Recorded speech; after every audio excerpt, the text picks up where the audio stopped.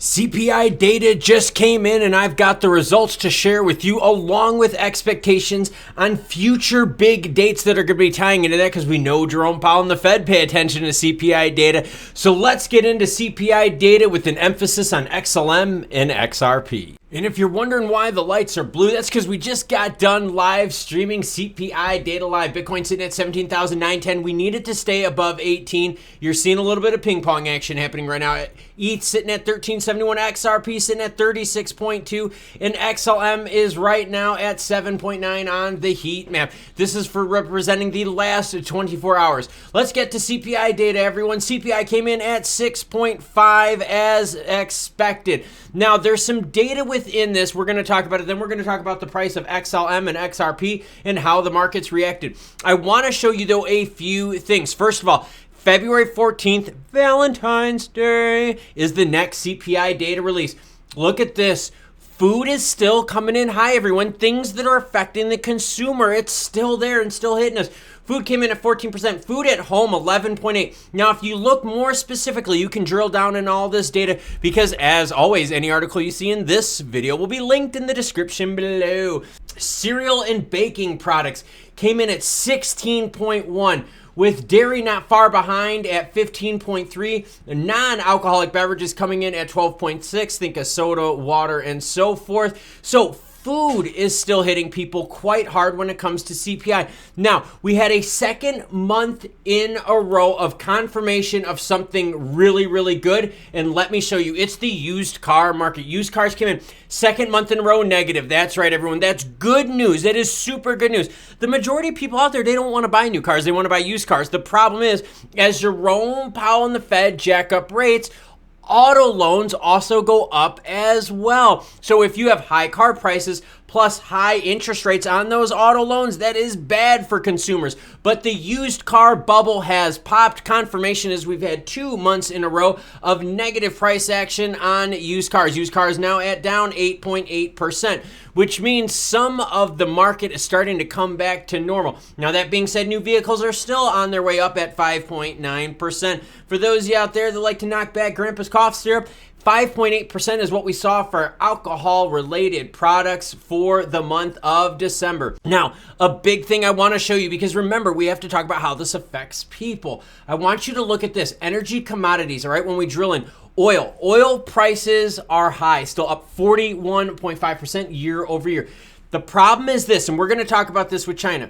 As China's economy opens up, you're going to see fuel prices go even higher. Oil prices go even higher because there's going to be more usage, more demand when it comes to people traveling, manufacturing, as well as, outside travel, airfare travel by their market opening up. Now, some of the other things that I wanted to show you is this: energy services.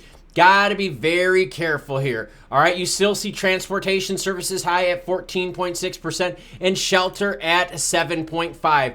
Going back to energy services, the other thing, natural gas, everyone. 19.3% year over year, electricity at 14.3. So yes, CPI data came in at 6.5, which is good, but look at food. Food's not coming down as fast. Here's your chart for food. That's not good. That is not good. If you zoom out to the 5-year, you can see, look at this. This is the 5-year for food, okay? I want you now to look at that 5-year for food, compare it to regular inflation, all right? United States inflation overall. Look at it. Overall, it's starting to come down quite substantially. But look at food. Food's kind of leveling out.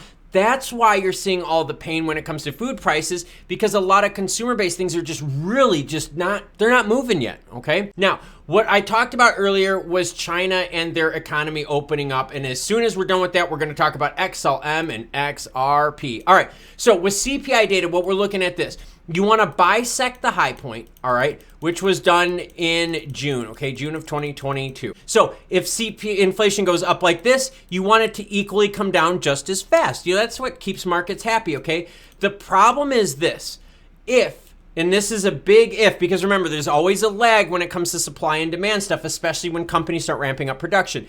If we start seeing a decrease, right, with the CPI data coming out like this, we have to be very careful that China's opening doesn't bring it back up. And some of you out there are going, well, Klaus, why would China's economy opening up cause inflation to go back up? Think about this. When the United States and economies across the globe opened, boom, inflation just ripped up. Why? A lot of us out there wanted to spend. Think of those of you out there that wanted to go to restaurants, movies, and so forth. As soon as the restaurants opened, you could go, right? But those restaurants couldn't get staff right away. It was very hard for them to staff.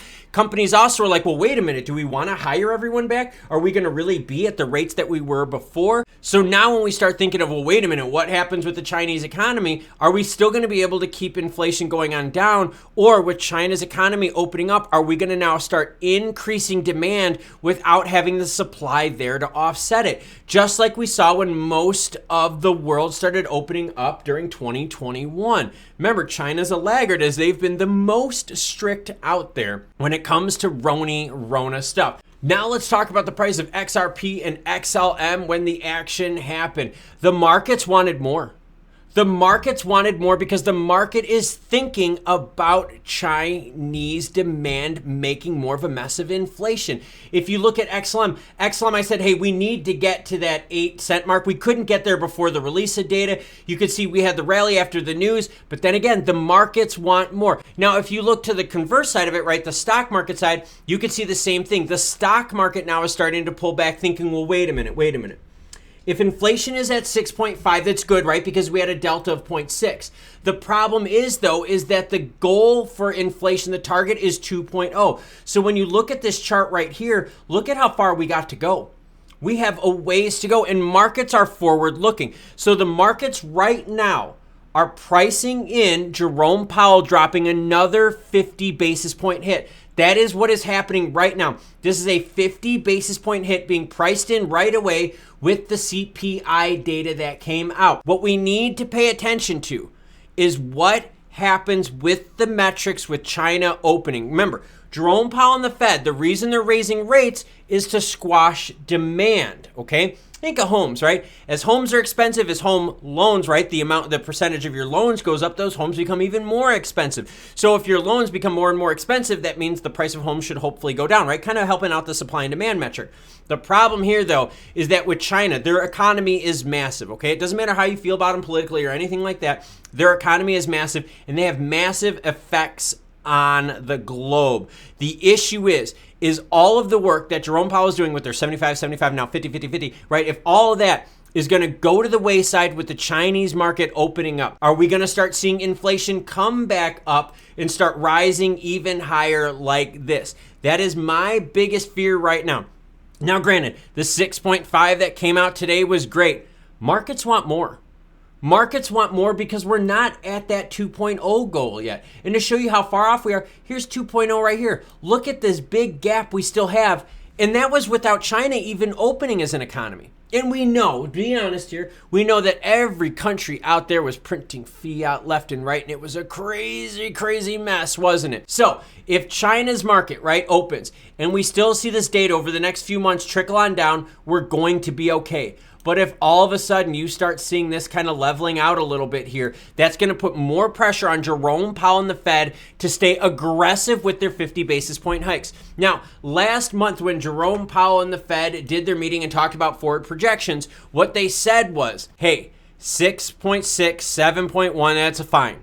But we're nowhere near 2.0. Keep that in your mind. We are nowhere near 2.0, which means the Fed has to stay aggressive when it comes to rates. Now, like I said, the next CPI data comes out at February 14th, 8:30 a.m. Eastern time, with the next Fed meeting where Jerome Powell is expected to drop another 50 basis point hammer on the market is going to be coming out February 1st. Ooh, are the markets finicky this morning? Wow, we're seeing a little bit of ping pong action happening right now as people start disseminating the data that was released that we broke down live, well, not too long ago. The issue is this: consumer things are still rough, right? Food is rough, housing costs, fuel, you guys know we're dealing with it every day. Seeing the price of eggs lately, and are we going to blame that all on bird avian flu? Come on now, everyone. Let's be real here. But the key is that markets price things with forward-looking action. The markets, yeah, they're happy with 6.5.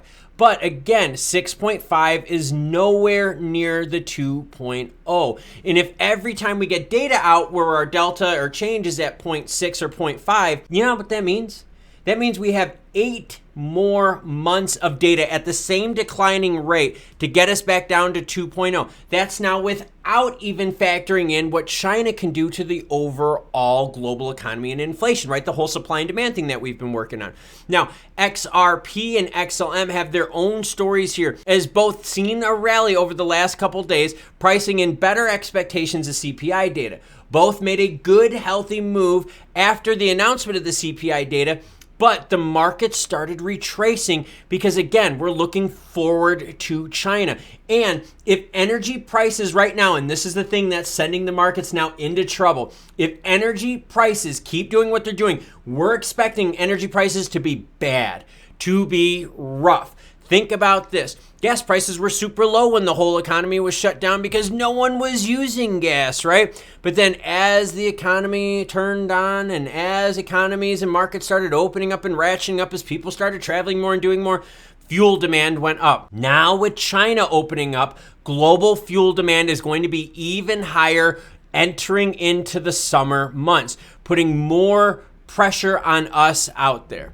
Now, if you like what you saw, hit the like button. If you really like what you saw, consider hitting the subscribe button. Until more news breaks, I'm going to chill out a little, probably work out a few times today. I'm going to leave you with this YouTube algorithmically based video. It's designed specifically for you from YouTube. Thank you very much for the various levels of support for this channel. As always, you cool cats, have a great rest of your day.